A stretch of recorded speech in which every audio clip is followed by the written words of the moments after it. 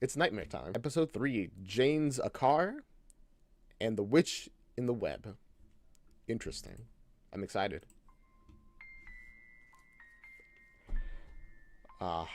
That wonderfully beautiful intro. I love it. Do do do do do do.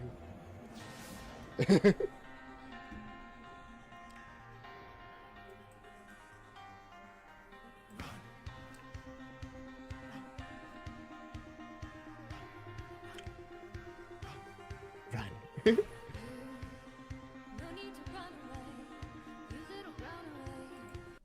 I genuinely, honestly, every time I hear this intro, I really like it.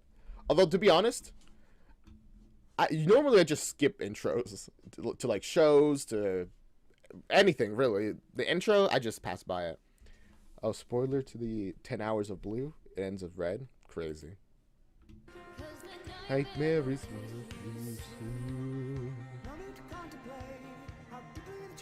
Bro's vibing. Indeed. Time, a matter of time. It's all in your mind. It's all in your mind. Behind you. Hey, what was that?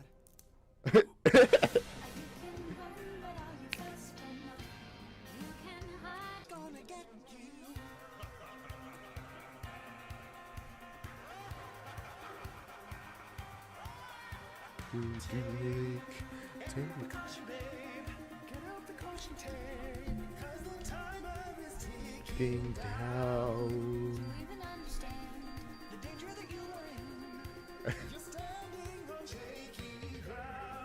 Victimless crime, a victimless crime. See alarm.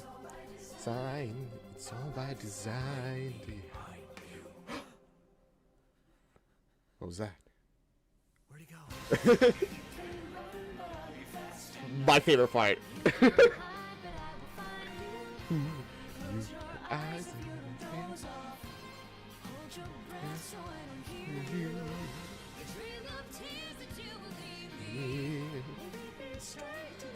Hear me and run if I don't catch you. Gosh, I just for that animation is worth just watching the intro. It's so good. I love it. I love it every time. I know it's. I'm gushing about it. I gushed about it in the previous stream twice. I'm gonna gush about it again because it's really good. All right, I love it. My goodness. They went so hard on this intro. The nightmare's gonna get you. The nightmare's gonna get you. The nightmare's gonna get you. Can't run if I don't find you.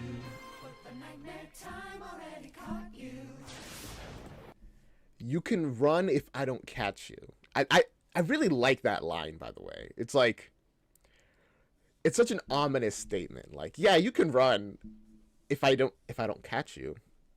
But I've already caught you, so you can't run. They're just like, you can run, except no, you can't. Which is, I don't know. I just like it. And it really like sets the vibe. Are we also gonna get a like an intro song to this episode, like we were getting in the previous ones? I hope so. I'm always happy for more Team StarKid music. Jane's a car. Like, she is a car? It's possessive, but it's a car. It's interesting. Whoa. Alright. Let's go.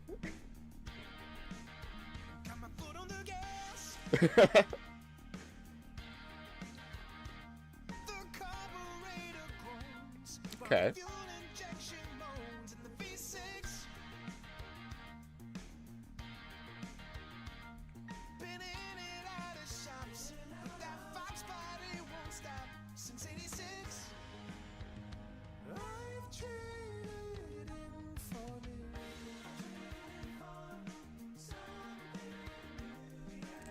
This guy, his name is Dylan, the one who's singing right now. I think genuinely he might be like my favorite singer, male singer in all of them. He's great.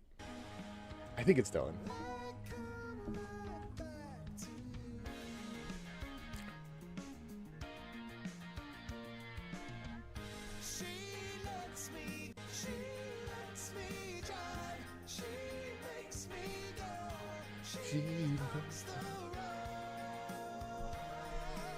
Oh, what I was gonna say before the stream crashed or lagged at least. Is this guy in love with his car? Is that what this is? Is that car named Jane and he's like in love with it? And I don't know.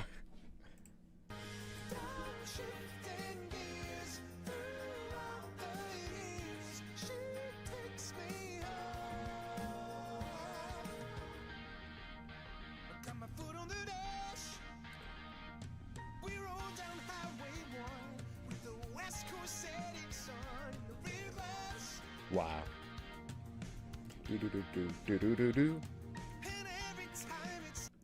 He's in love with this car. Like, I don't know. I'm getting a feeling he's in love with this car.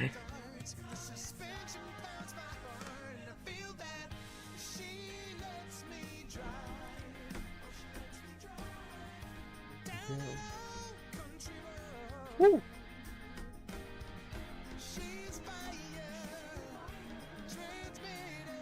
Nice mask. Tim's daddy. Right. Okay, so this character is the father of Tim. From Black Friday. Was the kid named Tim? The one that we never saw, who he went to get a gift for? The Wigglies, in case you don't remember. Or weren't there. Black Friday was a great musical. I reacted to it. You can watch it.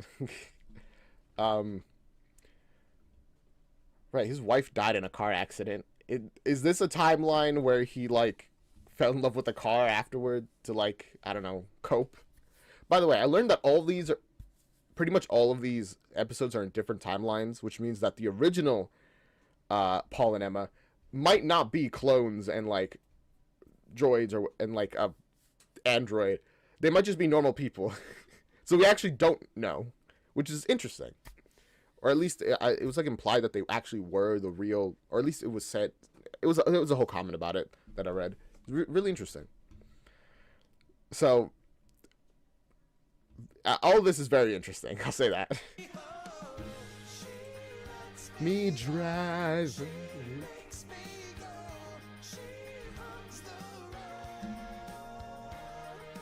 Huh?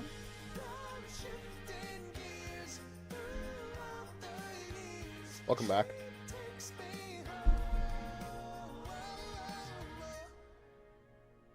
He seems good.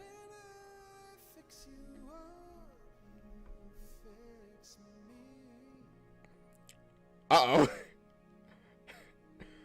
It's about to get romantical up here.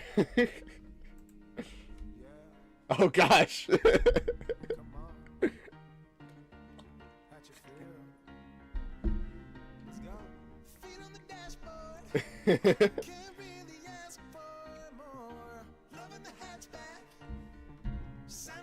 Witchy woman.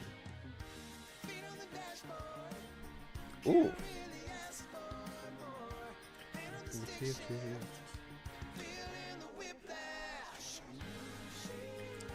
Me drive, me. Oh.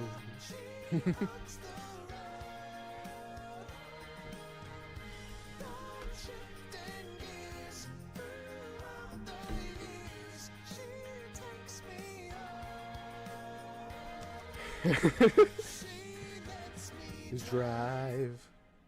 Oh, I was liking that. Very fun. I'm betting it now though. He's in love with that car, and that's gonna be a whole very strange thing. Though I don't know. Maybe I'm just reaching. I'm guessing too fast. I'm going too far ahead. In the garage of a small auto repair shop. Okay. In the tiny town of Hatchetfield, Lex Foster sits in the driver's seat of a parked 1986 box body Mustang. All right, Lex Bobs Foster. her head along to some All right. That is, You got that. until the song cuts out and the tape deck rolls. And that is when I came into possession of the strange black book. The book, the black book. I don't remember what it's called, but the one that they used in Nerdy Prudes Must Die to summon the Lords in Black. I'm guessing, right? Lex tries to switch it back to the radio, but the knob seems busted. Tape continues. Within its pages, burial rites, spells, incantations. Lex whacks the stereo. Tape cuts in and out. To worship these lords in black. Yeah, I was right. Pacotho. No. Pacotho. Tenoi Caraxes. As Lex kicks the center console, her boyfriend, Ethan Green, leans in. Tenoi Caraxes. What's this about? No idea. We're gonna find out. It's Jane Zakar. I don't know what that means. Through the open car window. Hey, don't hit it like that. Nibble Nephim and Wigog Urath. Ethan swiftly thumps the radio once, just so. The tape stops and the smooth tune A perfect hit. goes from the speakers once more. Please. That's fun. Indeed means like, yes. Are these? This is Lex. She's the girl from Black Friday, right? Like these are the characters from Black Friday. I'm pretty sure. Lex, her boyfriend, the one who was singing was her dad. Okay. Since they had the mask that said like Timmy's daddy. Ethan wipes his oily hands on his oily coveralls and returns to his work under the car's hood. You were gonna rebuild this junk heat. Why didn't you just give it to stereo? Because Mr. Houston don't want no new stereo. He wants the car just have to use the ground. That includes that janky ass tape deck. Fair enough. Mr. Houston's car? Your mom said hi. Hello to her. And with all that money this guy sunk into tracking down these old parts, he could have bought a new Mustang. I mean, yeah, they could have bought a new one, but that's not the point. The point it's a project. They want this car, all right? His wife let in his car. I don't know why you want to keep something like that. He'd be happy at taking a Mazda. Maybe he doesn't want to be happy. Maybe he doesn't want to forget her. Well, Yeah. if it were me, this thing would be in the dump. When shit happens, you move on. Beating yourself up won't bring anyone back. Also true. But I get it. You know, you don't want to just forget the person. They were a big part of your life. They're even after they're dead, they're still a big part of your life in a way. So, but I do get it. It's like, but you do gotta move on eventually. You need a 1 minute go. That's why you gotta be careful. Alright, give her some gas. All right. As Ethan leans on the front of the Mustang, looking down at the engine, Lex presses her foot on the gas pedal, only to find the car somehow shifted into drive. Uh-oh. The Fox body jerks forward, pushing Ethan back. He slams into the workbench and watches like a deer in headlights Uh-oh. as the car comes closing in. No! No! Just before Ethan is crushed, Lex slams on the brake. Screech! Oh my Then god. stops an inch from Ethan's face. We're like we're almost 10 minutes in. We're like 9:55 and we almost have a death already. My goodness. Sits there, engine purring, as he leaps to his feet and pulls open the driver's door. Ow. Ow! I'm so sorry, Ethan. I swear I was in park. Lex climbs out of the I mean- car and Ethan points to the letters by the gear shift. Whew. Look at this, Lex. You looking? This is a P. This is a D. You see the difference? You see how the P has a little Yes. coming down? That's how you know it's not a D. I mean, Sees Lex is visibly upset. He softens. yeah. Okay, there you go. I was gonna say, I was like, yeah, I get it. You're upset. She almost killed you, or at the very least, badly maimed. But you know, I'm sorry. I didn't mean to yell. I could have died. Yes. I swear it was in the park. She buries her face into his chest. That kind of statement would actually make me mad. Even if she probably is telling the truth. I don't. There's probably some like sort of Lord in Black magic happening here that like changed it. But that would upset me. I'm like, okay, yeah, but you still almost killed me. Well, what you thought was true wasn't the point. I swear it was in the park. Okay. She buries her face into his chest. I gotta turn up the volume, by the way. Fox Bunny Mustang. The engine growls and rubs her. Oh, what I was saying though is that I'm thinking this is gonna be more of a. There was like one movie where a man was like in love with his car, and then the car like went out and murdered people. Like I think women specifically that he would like talk to. It was like a yandere car. I don't remember what that movie is called. I watched it when I was like a little kid. But is that like the situation that we're having here? Back. Although I don't know why they would murder Lex. Well, Lex is, I think, the guy's daughter, so a woman in his life. A person who might take his attention. I don't know. Okay, babe. Come on. Wait, no, they said that this car belonged to like some guy, so it's not. Actually, never mind. I'm theorizing too much. No, this is not film theory right now. All right. Oh, Matt Pat. But anyway, let's just watch what's gonna happen.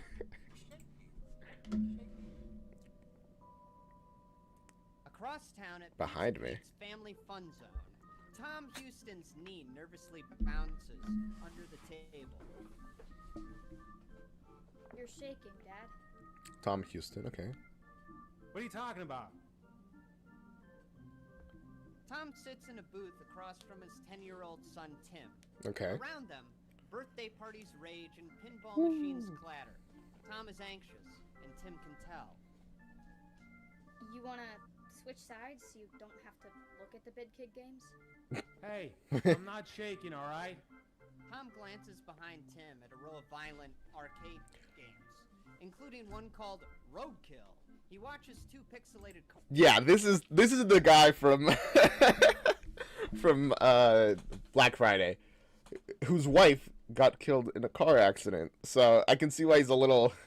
cars plow into each other. He winces, remembering Crash. Oof. You know what? Yeah, let's switch sides, huh? They switch.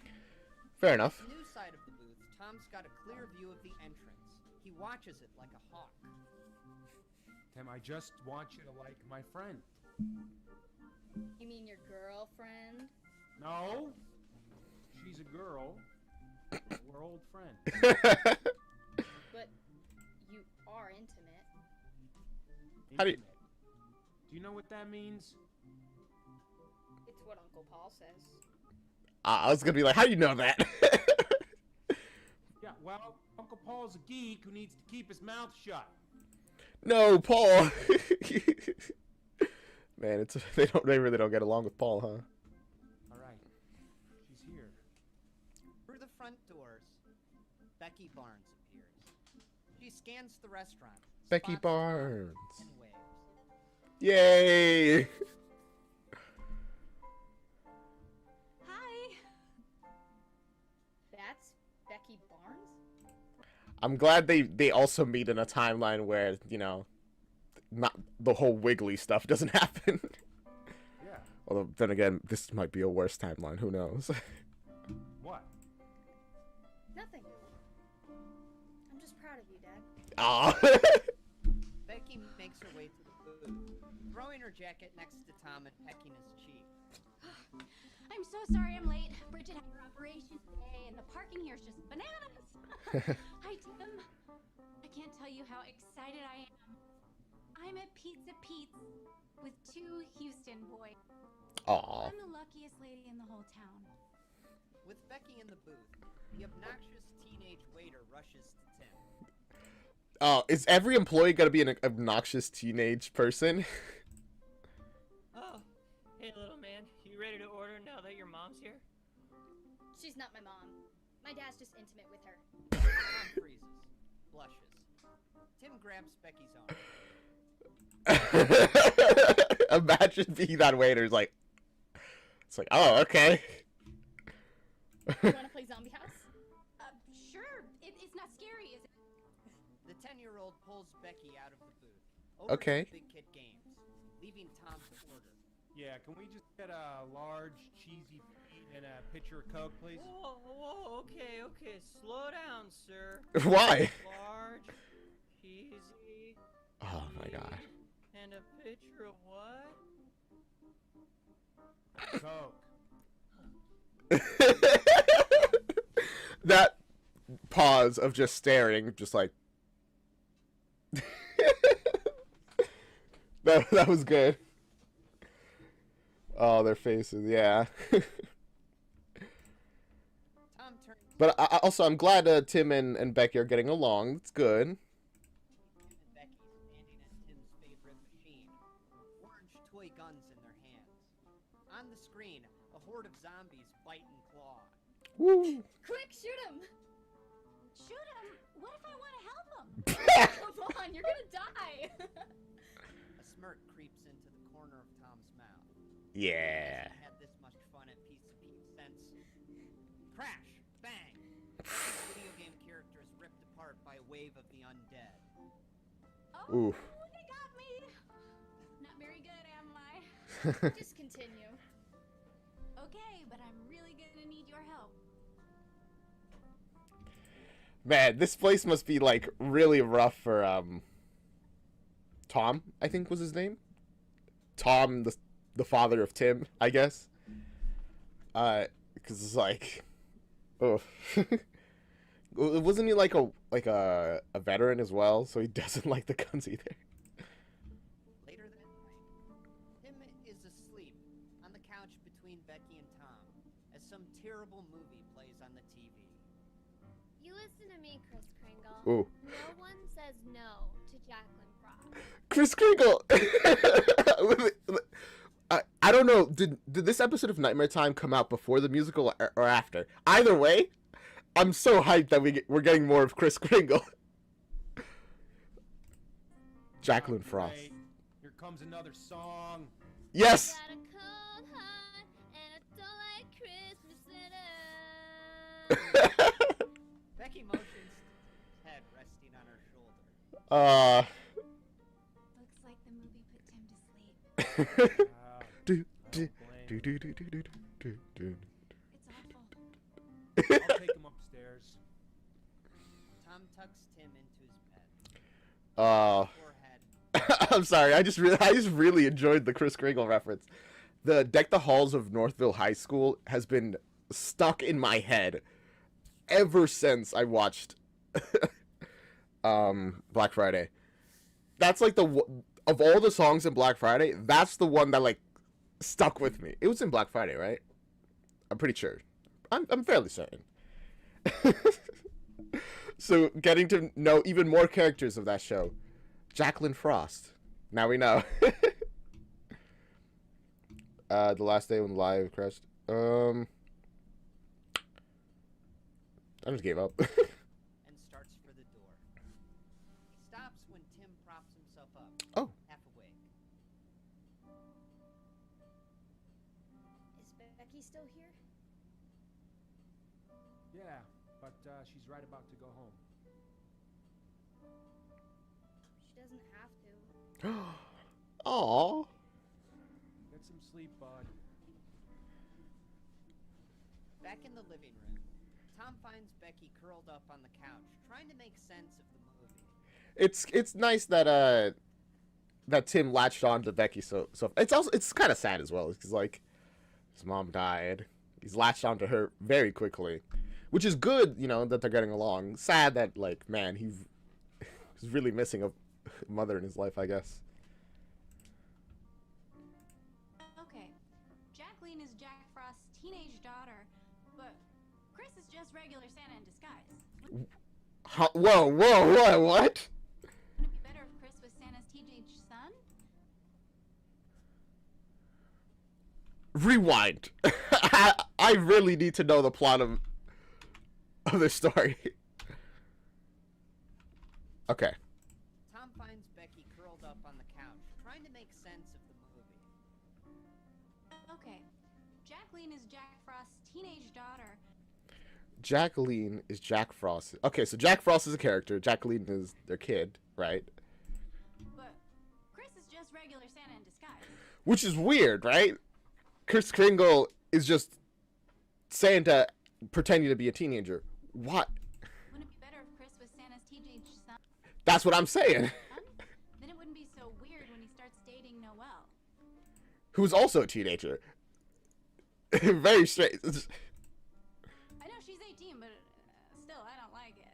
Yeah. She's 18. Santa's probably really old. Your head's confused. Yeah. This movie that these characters watch is so bad. I kind of love it. Like, I'm obsessed with it. Yeah, but then it would be Son of Santa Goes to High School, and that's like a totally Yeah, Santa Goes to High School is the movie. different movie back. I mean, they could have still called it Santa Goes to High School and then have it be his son. Like, that's an option. Why Santa a teenager? Because he has to, because all the kids are like on the naughty list, so he has to like figure out what's up with teenagers nowadays. I'm like too invested in the plot of this show that they watch in this movie that they watch in universe. We're just going to move on. You're right. So you want to call it a night? We could. Or I could stay. You could stay. If you stay, you'll be here when Tim wakes up, and he'll start thinking of you in a certain way. I don't know. I don't want to put that on you if you're not ready. Tom, I was with my ex-husband for 15 miserable years. If that time with him taught me anything, it's that I don't want to waste one more second being unhappy. Oh, I want to be here when Tim wakes up. Every time he wakes up. like smile. The question is, do you want me here? Do you? She touches his face, searches his eyes. That is the question. Do you, Tom? Do you want Is Tom ready for that? me here? Becky Barnes, I want you right here. Tom. Yay! They embrace. Between passionate kisses, Becky asks, Should we turn off the movie? Nuh-uh. Let it play. Tom and Becky fall onto the couch and make love to the sounds of Santa Claus is going to high school. All is right with the world. In every universe, if they come back together, it's through Santa Claus is going to high school. Oh, that's hilarious. A few days later, in the early morning, Tom stands in Tony Green's body shop, looking down at his fully restored 1986 Fox Body Mustang. Wow. There she is, just like new. Well, as new as a 33-year-old car can be. Hey, Tom. You all right? Huh? Yeah. I'm sorry. She's just so beautiful. That didn't seem like. Yeah. That's how I sound when I'm also fine. Sorry she took up so much space in your garage for, what, a year and a half. Has it been that long? Tom's eyes glaze over as he turns back to the car. The car he'd had since high school, Oh, where he last saw Jane. that is a while. It's like a year and a half. Is that what he said? Wow. Tom. A buddy of mine is a collector of vintage automobiles. He'd give you a good price if you don't want to. Take care. No. She belongs with me. That car meant a lot to Jane, and, Hey, pal. It's all right. Okay. I can't imagine losing someone like that. If anything happened to my boy Ethan, I don't know what I'd do. Look, why don't you come inside and thanks, Tony. I'll see you around. Oh, Tom climbs All right. into the car. fair enough. Revs the engine. waves as Tom speeds off. Dang. Not long after, See, this is kind of why I was like, is he gonna be like okay with Becky staying? Because he's like, he seems to be trying to move on, but also he's holding on really hard to this one thing that like connects them, which is the car that she died in. So Tom sits behind the wheel with Tim in the passenger seat. The town outside blurs by as they roar through the streets, en route to drop Tim off at school. Tom glances over to find his son staring blankly out the window. Last time Tim rode in this car, things did not end well. you don't say. You okay? Yeah. We got the car back. 1986 Fox Body Mustang. She's a classic. You know, in a few years, if you're really good, this could be your car. What do you think of that? I don't know. Tim goes back to staring blankly as they pull up to Hatchetfield Elementary. Yeah, I figured Tim doesn't really like this car too much. All right. Have a good day at school, huh? I'll pick you up at 4. I think I'll just take the bus. Oh, Okay. yeah. Definitely does not like the car. Comes out and heads for the entrance. Tom's about to leave when beep. The car horn honks itself. Tim runs back, grabbing a paper sack from the Oh. back seat. Forgot my lunch. Thanks, Dad. Tim's off again, leaving Tom. The car is possessed by the spirit of Jane. I figured it out. I got it. Tom to scratch his head. Did he see Tim's lunch and honk the horn? Yes, he must have. Fair enough. Tom stops at a red light as a corny old pop tune comes on the radio. He smiles.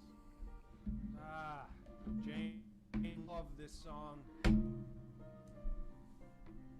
I, on the other hand, Tom turns the dial to the classic rock station. That's more like it. That's fun. Yeah. The light turns green, just as the stereo switches itself back to Jane's pop song. Oh. huh? It's funny. I knew it. I'm very confident Jane is possessing this car. The garage door clanks open, and Tom pulls the Mustang into its old parking spot. He turns off the engine and sits there for a moment. He runs his fingers down the side of the steering wheel to find. I missed you. He turns to the passenger seat, this time not talking to the car. I miss you. So this is why he was caressing the car so much in the song. He's not actually attracted to the car. Fair enough. Although, if Jane is possessing the car, then I guess technically, yeah, he still is. Whatever. He chokes down the lump in his throat and starts into the house. As he shuts the garage door and turns out the light, he hears, I miss you too. he whirls around, but there's no one there. Just the clutter and the cobwebs. Uh-oh. The next day, Tom tears through the selection at a local bookshop. And that's the thing. You see, the thing about ghosts is that they don't let you move on. They're ghosts of the past, literally or figuratively. How are you supposed to move on if you think there's the spirit of somebody is there, you know? It's in your car or just in the building. Worried he might be It's like you can't move on if they're still in a way still there. hearing things. He's just looking for a few basic answers. He's flipping through pages when he's interrupted by a bright, smiling face. Hey, Oh. stranger. Fancy meeting you here. Ah, hey, Beck. I was just picking up some books for the kids at the hospital. Ours are getting a little ratty. Oh. What you reading? No, nothing. Nothing. Okay. I mean, fair enough. If you, I don't know what kind of research she's doing, but you probably wouldn't want to tell people that, hey, I'm hearing voices. Even though you should, if you're hearing voices, you should tell somebody, medical professional, especially. Neurology for dummies. Ah, okay. You're not a dummy, Tom. Yeah, I know. I've just been doing a little bit of research. I'm wondering how exactly flashbacks work. You know, if a familiar place or a thing or a car could trigger auditory hallucinations. I mean, Shane's a psychiatrist. I could ask her. I mean, I wish I could ask her.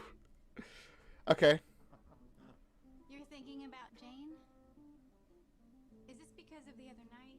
No, just a passing thought. Book is really. I mean, that's actually a very fair like thing. It's like, oh, is it because we had a night together?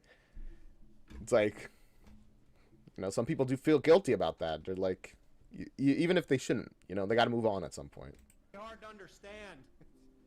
Certainly not for dummies. All right. Well, I don't know what your plans are tonight, but you and Tim are up for it. I was thinking about coming over after work. We could get some takeout, play a few board games. Okay. Tonight's no good, Beck. I just got the Mustang back. So. He points to the car parked outside the front Okay. window. Oh, I remember the Mustang. It's the same one from high school, right?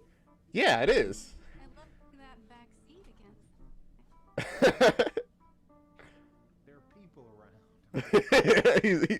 he's into it, but also probably wouldn't be the best idea if it's possessed. Sorry.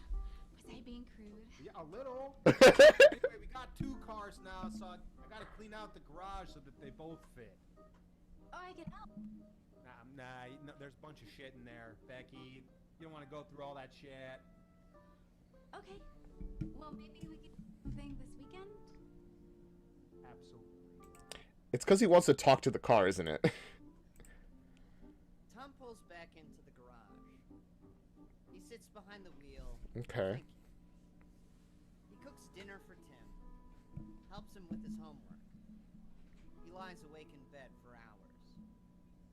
He remembers Becky's face. Pizza Pete's. Tim's laugh. That night. Yeah. Jane. Can't go on like this. He gets out of bed. Looks in the mirror. So what's he gonna do? Tom, what are you doing? What the hell are you doing? Okay. He goes Fair enough. through the house, collecting Jane's things. Old pictures, keepsakes, a bottle opener from the birdhouse. He puts it all into boxes, carries them into okay. the garage. Finally getting rid of all the things that are just constantly reminding him of her. He pulls out his phone and takes a deep breath. He dials an old friend. It goes to voicemail. Oof. Hey, Tony. Hey, it's Tom Houston. I was just thinking about what you said. Just curious how much your buddy would pay for the Mustang. Yeah, give me a call back whenever you like. You know what? That's actually like a very reasonable response. It's just like, okay, clearly I'm having like auditory hallucinations. I'm holding on too much. I have a future with this person that I potentially love. I'm not gonna throw it away just because I'm obsessed over a person that, as much as I love them, is gone. Now, unfortunately, there's a ghost in the way of all that. Hangs up, sighs, and starts inside until I thought you missed me, Tom. Hello? Who's there? Have you forgotten my voice already? Thousands of times did I whisper your name. Tom. he realizes where the voice is coming from. Where is it coming from? The Mustang. Exactly what I thought. Whose voice it is. Oh gosh. You're dead. The car's headlights flash. The horn honks. Wrong. Honk. I mean, I'm a car. that delivery.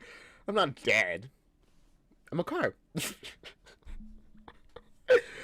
I mean, yes, I guess. Surprise! I was trying to be subtle, to give you your space. I know you startle easily. Come on, really, Tom? Sell the Mustang? Is nothing sacred to you? This can't be happening. Oh my god. I know you're shocked. So am I. I honestly can't even believe that you would consider selling the car in which I was driven to the hospital to give birth to our son. I mean, fair enough, but also, wow.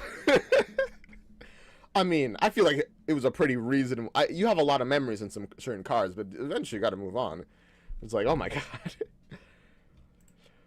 I wasn't gonna sell the car. I was just curious what the guy was willing to pay. He was gonna sell the car. So, there's a price tag on all of those memories? On our life together? On me? You're just gonna box me up and stick me in the garage with all the other shit?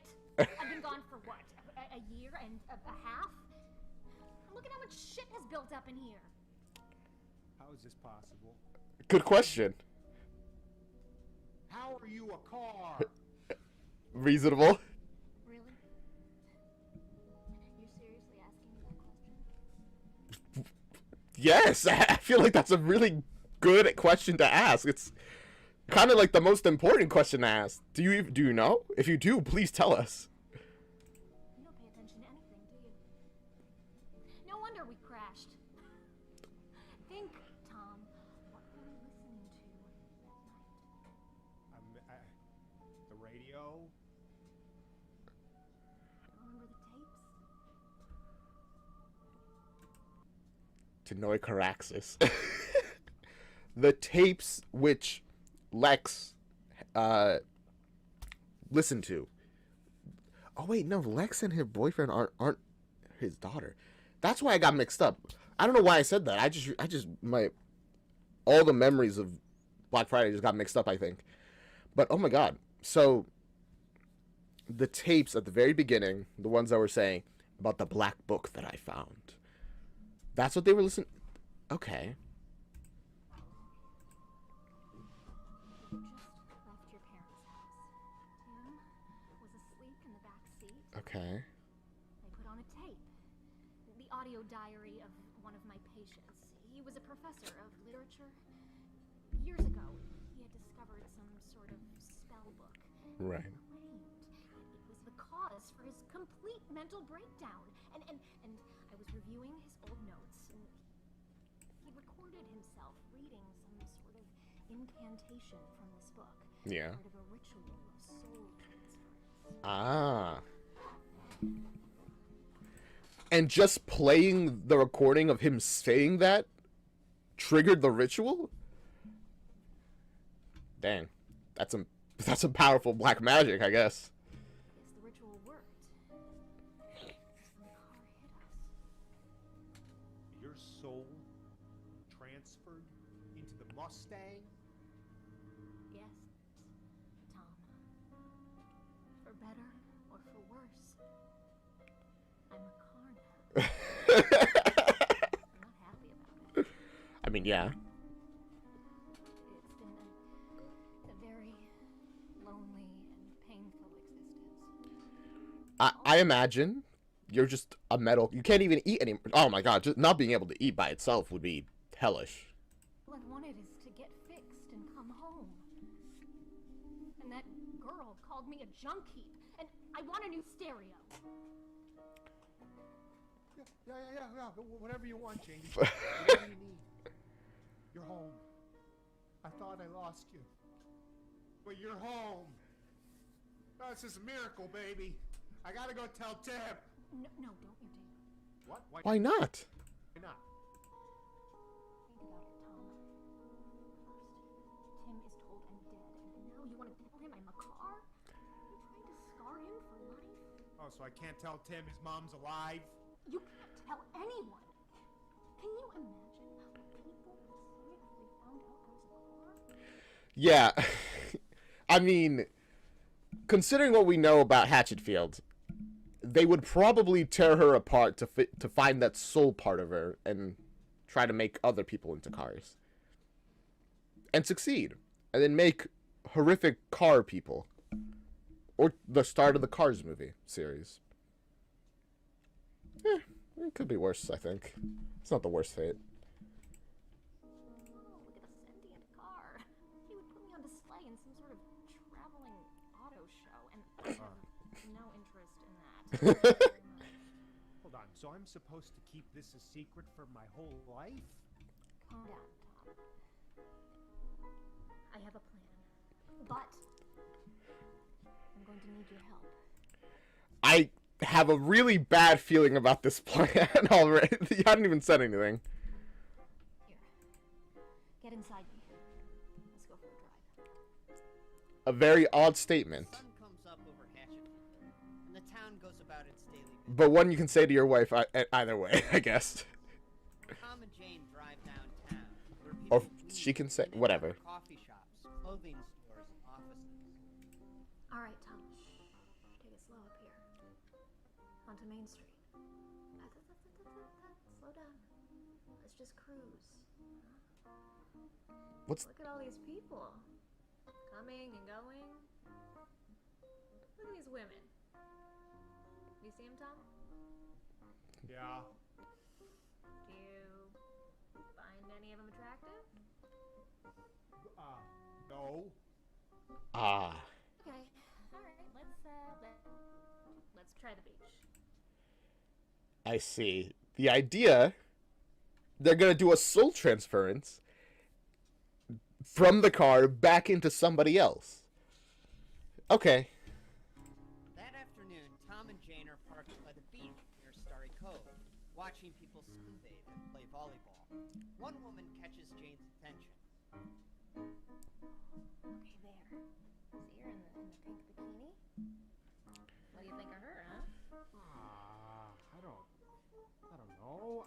Come on, Tom. This isn't rocket science. You know, is she your type? No? Well, why not? Because she's not you. Oh, bullshit. To be fair, he's answering this type of question the way most people expect it to be answered. Be like, oh no, they're not you, so they're not really that attractive. Which is messing up her like whole thing. She wants to find somebody and then just murder the heck out of them. Look, okay, sorry. I know you were trying to be sweet, but I'm not going to get upset with you. I just want to know which of these women you could see yourself sleeping with. Hey, Janie. Is the story so far? Simply put, wife dies, possesses car. While he thinks his wife is dead, becomes depressed. Has a son. Well, they had a son already. He has his son. They meet. He meets an old love of his from high school. They get together. And then as they get actually together, the car gets fixed. Comes home. Turns out, wife possessed the car. And now I think the wife is trying to get a new body back. Can't do this. I'm at the beach, sitting in my car, looking at all these women. I feel like a creep. Do you want to go to the mall and look at women there? I want to go home. Oh. All right. I'll make this easy for you. Okay. The one with the clipboard, asking for donations.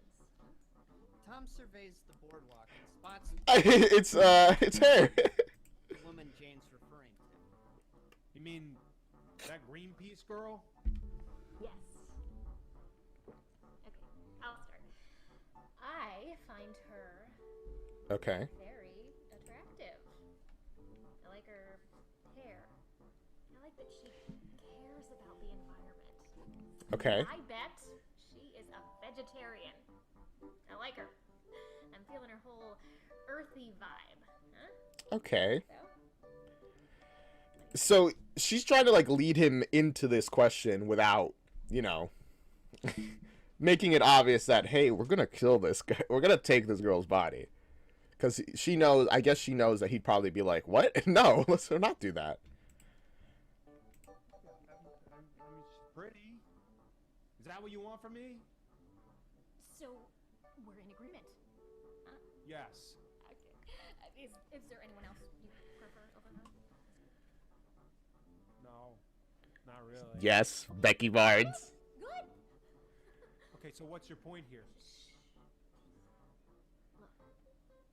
Tom looks back to the Greenpeace girl. After being ignored by passers-by for hours, she throws up her arms. Oh, she's giving up. No charity here. Yeah. Never gets any help. Probably to the farmer's market. She's smart too. I like that. All right, Tom, follow her. Oh, okay. Okay. The engine purrs as Tom follows the vehicle into an empty street between the beach and Oakley Park. Oh my gosh. This Oh, she looked back at us. Oh, don't worry, sweetie. Nothing to see here. Oh, she's noticed. I guess she's noticing she's being followed. Fair enough. Along, going where I need to go. Nah, I'm not following you. No, there's a million reasons I could be driving this slow. Maybe I'm looking for a place to park or a specific address. All right, Tom. No one's looking. Speed up. Close the distance. No one step on it. Tom gives it some gas. The engine growls. Greenpeace girl turns back. What's happening? Her eyes go wide and she starts to flee the approaching Mustang. Oh, what? Jesus, quick. Why is she running? Tom, now! Now what? Run her over! What? What? Hit her, Tom! She's running! Hit her, quick! Before she gets away! No! Tom swerves to the side, narrowly missing the Greenpeace girl. Oh my He God. slams on the brakes as she runs for dear life. He rounds a Whew. corner. Gone. I mean, why did Jane think that was gonna work, right? Like, her name's Jane, right? It's like, oh my goodness.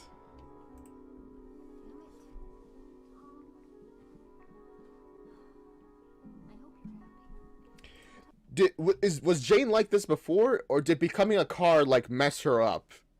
I mean, Lord and Black magic, so probably messed her up, but still.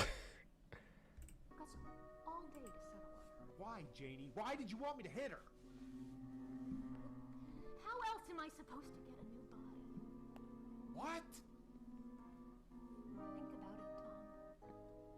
Last time the spell was read, my soul went into the car. And I've queued up the tape to the transfer ritual. And since my body is gone, Okay. I have to put my soul into a new body. What? You thought we were just scoping out chicks for fun? Jane, you're talking about killing somebody. Yeah. No! Yes. No, I just want to give the body and the spirit a shock. You know, just bond a little bit. Would she get put into the car if the person gets run over? Still, you'll get charged with like vehicular manslaughter. You have to go to the court, you know, even if it is ruled an accident and be like, oh my God, I'm so sorry. You have to explain, why did you run them over? What happened that you like didn't see them, or like, I mean, I guess you could lie, but like, how well is that gonna go? If there's any evidence that implies that you did this on purpose, go in jail.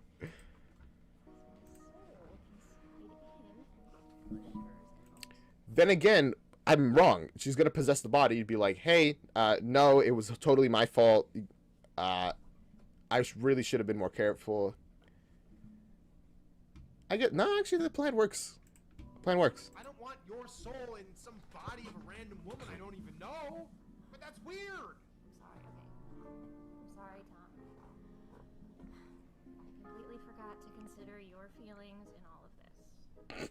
You're right. I'll just stay a car forever. I'll drink gasoline and go in every 6 months to let some strange men change my oil. All right, That would be weird.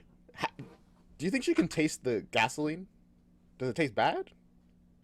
Tastes as good as it smells? Don't drink gasoline. Don't smell it too either. It's actually really bad for you. But all right. If this is what it takes to bring you back, I'll do it. I mean, I have to. But can't it be someone who deserves it? What about Linda Monroe? What? Do you find her attractive? You know what? No, let's sleep on it. It's late. I'll drive us home. The sun. Yeah, here's the thing. It has to be some. She doesn't want to be in as anybody. She wants to be in a body that at least pleases him. But I imagine the ones. Oh no, you can probably think of some people that he doesn't like that are objectively good looking. But then you have to get over the dissonance of looking at somebody that you dislike, but actually they're somebody you do like. Ugh. Goes down as they pull into I read a worm fanfic about that. garage. Tom turns off the engine and they sit in silence. After a moment, Jane says, Been thinking about it. Where we could have looked for a body. Where? St. Damian's. You know, the hospital. Why? Isn't that where your old friend works? Ah. Becky Barnes. I haven't seen her since, Yesterday? In the bookstore? Yeah. The car was there. Uh-oh. How did you... You two looked really friendly. Oh, well, she's an old friend. An old girlfriend. You know I'm not the jealous type, but I've had a lot of time to think while I was being repaired. And I know you loved her a long time ago, but is there any part of you, any small part, that was glad I was gone so you could be with her? Janie. No. I'm just hurt. I'm scared. And I'm a car. You know, the thing is, I'm not sure. Her emotions seem genuine, but also manipulative. Like she's being, I don't know. I feel very conflicted about this, but also, I don't want her plan to succeed, because Becky, I like Becky. She's nice. She works at a children's hospital. Like, what more can you get? Hey!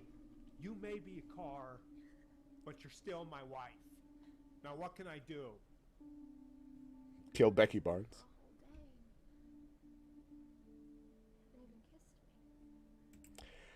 Where do you kiss the car?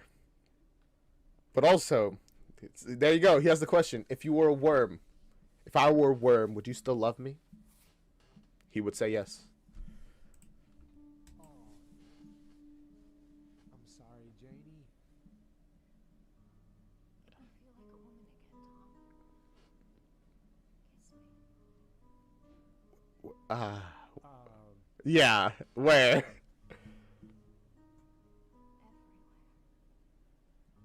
Tom complies. He starts kissing the car, everywhere he can think to. I The hope. dashboard, the door handles, the steering wheel. Is that good? Yes.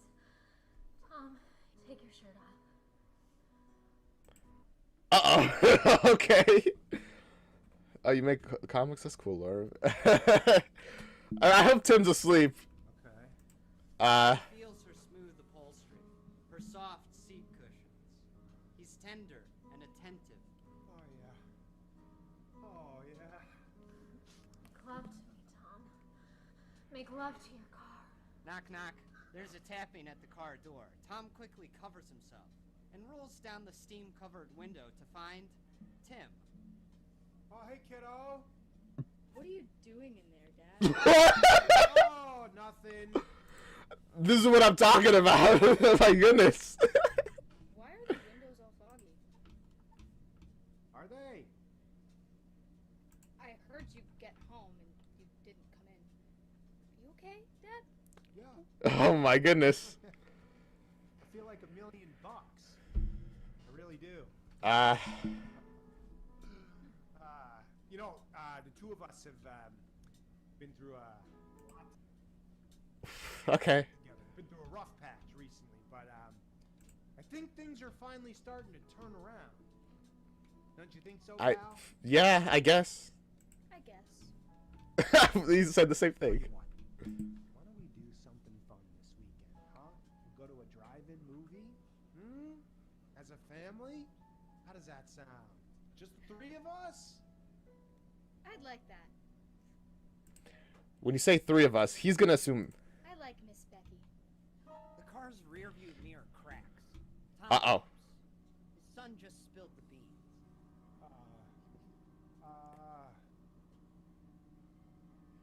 No one could ever replace Mom, but Becky's really nice. Gosh, he's making it worse. Day's over. She makes really good pancakes. Yeah.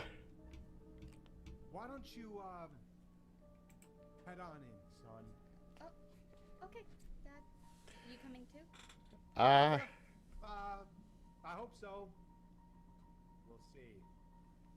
Okay. It sounds like Dad's being real weird today. And, oh man, he's gonna be... I was gonna say he's gonna be sleeping on the couch, but... She's a car. I don't know how she could enforce that. Tim heads inside. Tom struggles to think of how he's gonna get out of this one. Hey, Jane, let me explain why, Tim is confused. When I said the three of us... Shut I up! meant the three of us. Shut up. I want the truth out of you, Tom. What the hell is going on between you and Becky Barnes? Now? Well... Ever since I found out your car... I mean, it's over with her. What's over? Yikes. Nothing. I'm not stupid, Tom. I'm a car. And I understand that you thought I was dead. I get that. Yes. Given time, I can learn to forgive you and your infidelity. But it's gonna take a lot of work on my end. Yeah. Wow. Things are getting really, really complicated.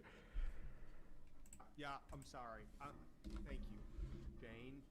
So I'm gonna need you to do some work as well. And I don't want to hear any whining. Next time I tell you to run a woman over.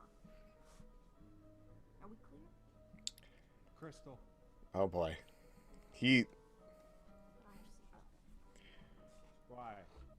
Where are we going? to Becky's house. You're gonna end this nothing that's been going on behind my back seat. Behind my backseat. That's funny. The moon hangs in the night sky. A cool mist covers the I- ground.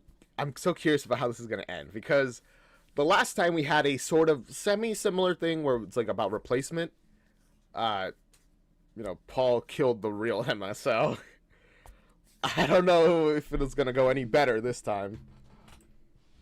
The Mustang's Well, better's relative, I guess. lights cut through the fog, illuminating the home of Becky Barnes. Tom parks the car. The engine rumbles. Oh boy. Alright. Here we are. Okay. Go ahead. What's the plan? Tom reaches to pull the keys from the ignition. No. Keep me running. I don't want to get cold. But, Okay. I mean, this shouldn't take too long, right?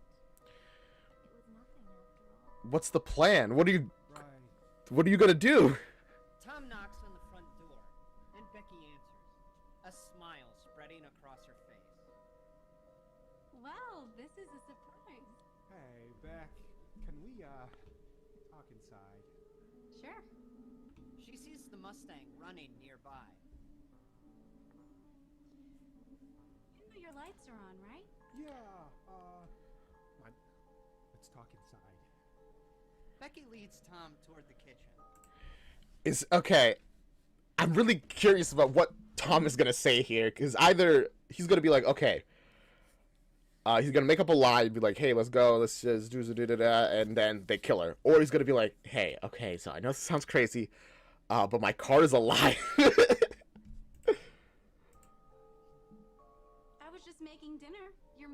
welcome to... Hey, come over here, away from the window. She'll see you. He pulls her into the corner of the room. Confused, she tries to look for someone outside. Who? Becky, how do I put this?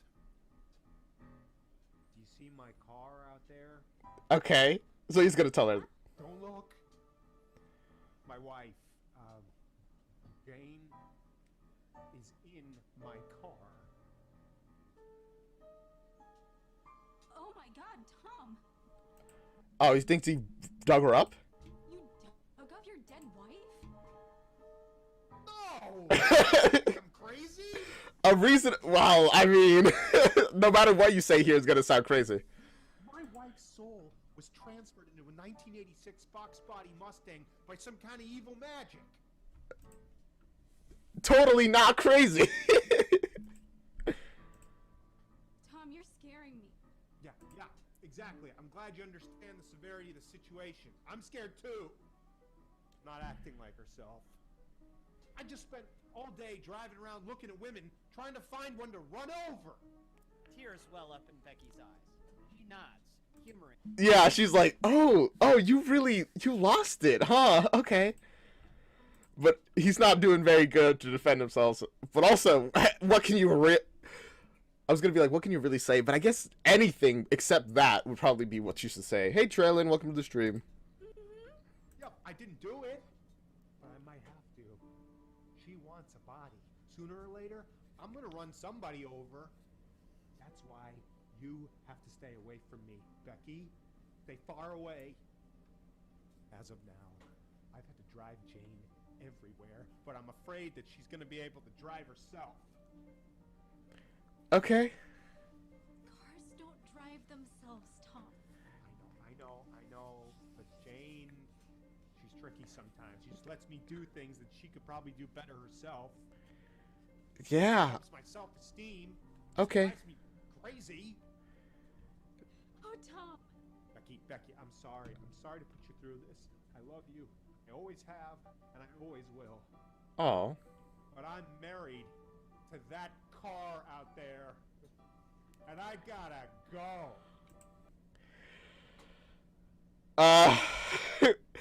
Wow. What a...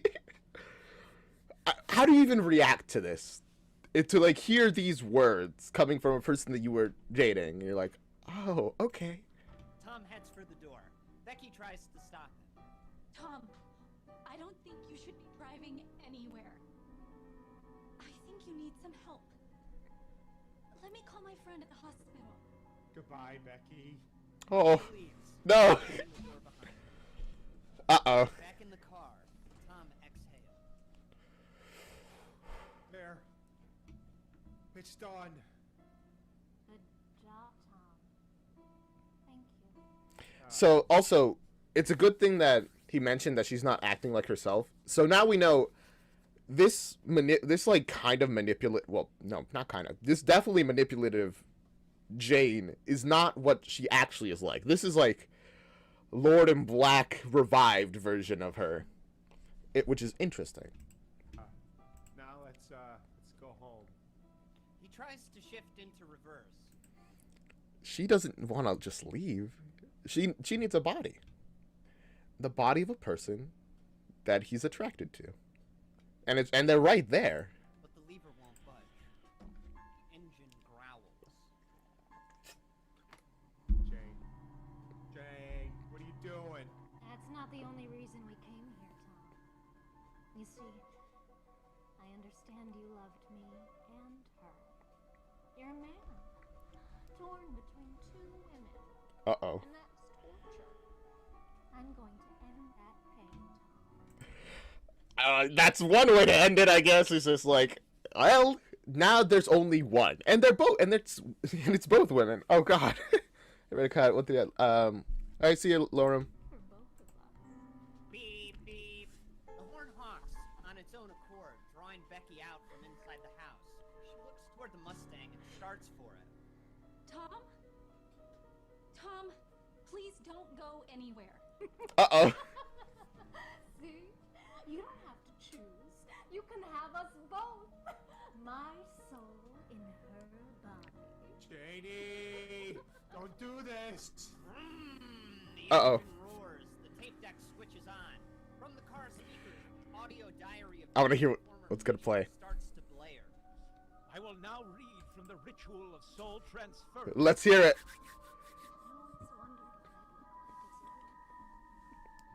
Oh. Okay. Jane! No! The Mustang takes off, barreling in the direction of Becky Barnes. Becky! The car headed straight for her. Tom! Becky brakes for the house. Realizing she's too far to make it, she turns and runs for the nearby woods instead. Okay. The car swerves. Get out of the... Dust as it gives Is the car driving forward or backwards? They said something about backwards. I'm gonna imagine it backwards because I think that's kind of more crazy. Jane! Stop it! Stop it! Tom struggles with the steering wheel, but no matter how hard he tries, the Mustang keeps course, careening towards Becky. Somebody help me! The car goes off. How's somebody gonna help you? Into the forest. In desperation, Becky considers climbing a tree, but no, not after what happened last time. She keeps running. Last time? What happened last time Becky climbed a tree? Behind her, the car bangs and bounces, thundering over rocks and underbrush. Inside, the tape continues. Oh gosh. The car closes in. Becky rolls around as it speeds toward her. Man, Becky's fast. Thump! The Mustang plows into Becky. She tumbles over it, slamming on the hood, then the roof, then the dirt, as the car continues flying forward. Okay, so they did hit. They were driving forward. Oh my goodness. Directly into a tree. Crash! Bang! Darkness. I mean, does Oh boy. Then, a voice. What's gonna happen? Miss Barnes? Miss Barnes, can you hear me? Becky's eyes flutter open. She's in a white room, on a clean bed, looking up at a police officer. Beside her, a heart monitor beeps. She's banged and stitched, but all right. Did Jane take her body? Tom. Where's Tom? There's been an accident, miss. Miss Barnes, you're in the hospital. Mr. Houston has been taken into custody. What? Why? We were on the lookout for the owner of a red 1986 Mustang. He tried to run down a woman at the beach this afternoon. Don't you remember him chasing you with his car? Yes. I remember. Well, I'm afraid Tom Houston has suffered a complete mental breakdown. Oh. He believes his dead wife's soul was in that car. Okay. But now, I don't know. Is this Becky or is this Jane? I don't know. Is it true that you and he have recently formed a romantic relationship? Yes. Miss Barnes, who can say what triggers something like this? Guilt? Grief? Maybe the guy just didn't want to be happy. Didn't want to be happy. Good night, ma'am. The officer turns to leave. Becky's in the dock. Officer, what happened to the car? Pile of junk went straight to the dump. Oh man. Becky was in that car, huh? It worked, the transference. Good. Later, Becky is released from the hospital. She breathes in the cool night air, feels the breeze on her skin, and heads for home. Tim is awoken from a restless sleep by the sound of his bedroom door creaking open. Dang. He rubs his eyes and calls through the dark. Dad? Shh. Sweetie.